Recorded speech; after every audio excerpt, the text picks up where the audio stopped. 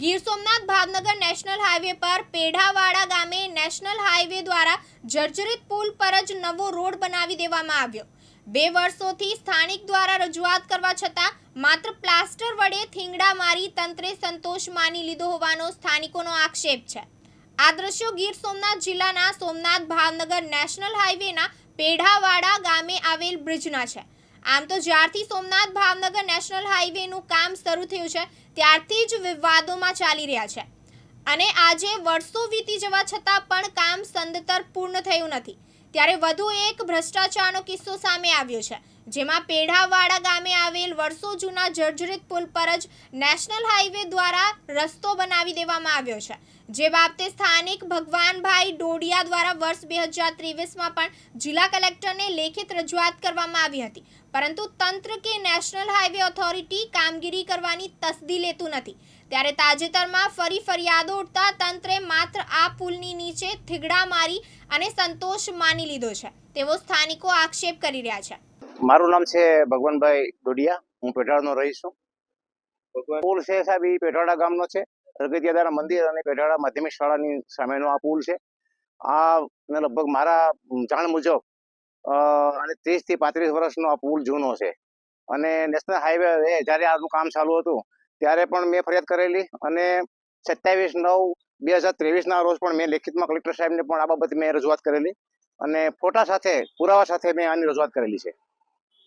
પરિસ્થિતિ એવી છે કે મારી અરજીના અનુસંધાને હાઈવે ઓથોરિટીના માણસો આવી અને જે ફોટા સાથે મેં કલેક્ટર સાહેબને જે રજૂઆત કરેલી એ રજૂઆતને ધ્યાને લઈને અને એણે આ જે પોપડા અને જે લોખંડ ખુલ્લું દેખાતું હતું સળિયા, એમાં એ લોકો પ્લાસ્ટર કરી અને એમાં થીગડા મારી અને આ કામ છે એ પૂર્ણ કરેલું છે। તો હકીકતમાં આ પુલ છે એ જૂનો છે।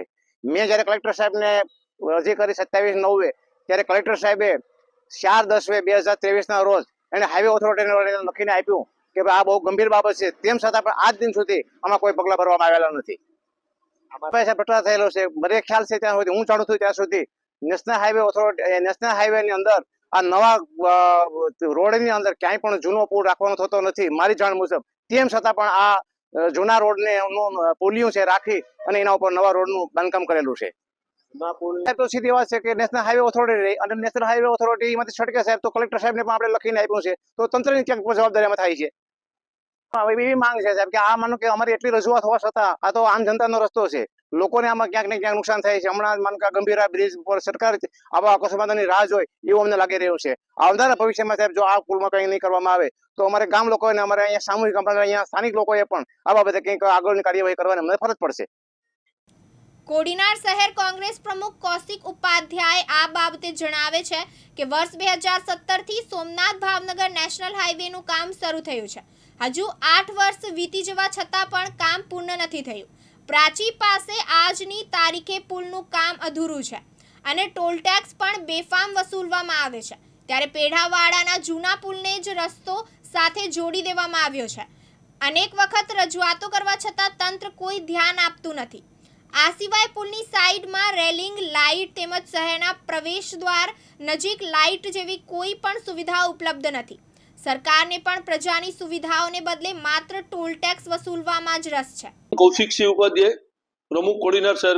આખી વિગત જોવામાં આવે તો સોમનાથ ભાવનગર નેશનલ હાઈવે 2017-18 થી કામ ચાલુ હતું, ત્યારબાદ અત્યારે 2025 આવી છે, હજુ પૂરું નથી થયું। પ્રાચી પાસે આજની તારીખે પુલનું કામ અધૂરું છે અને બેફામ તગડો ટોલ ટેક્સ વસૂલવામાં આવે છે।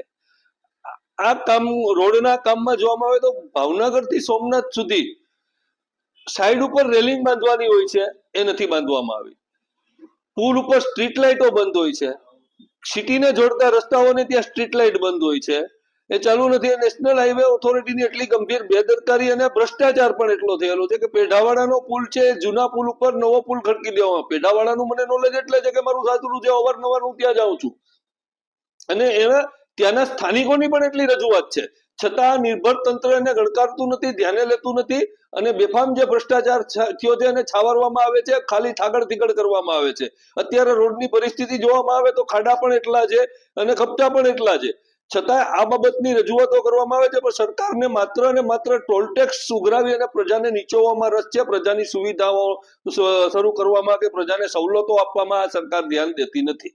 બાબતે પણ એવું લાગી રહ્યું છે, હમણાં જ આ ગંભીરા પુલનો અકસ્માત થયો એ પછી અત્યારે જોવામાં આવે તો આ જે પુલના અકસ્માત છે પેઢાવાડાની અંદર પણ જો વધુ પડતું પાણી આવશે તો પુલ તણાઈ જાય.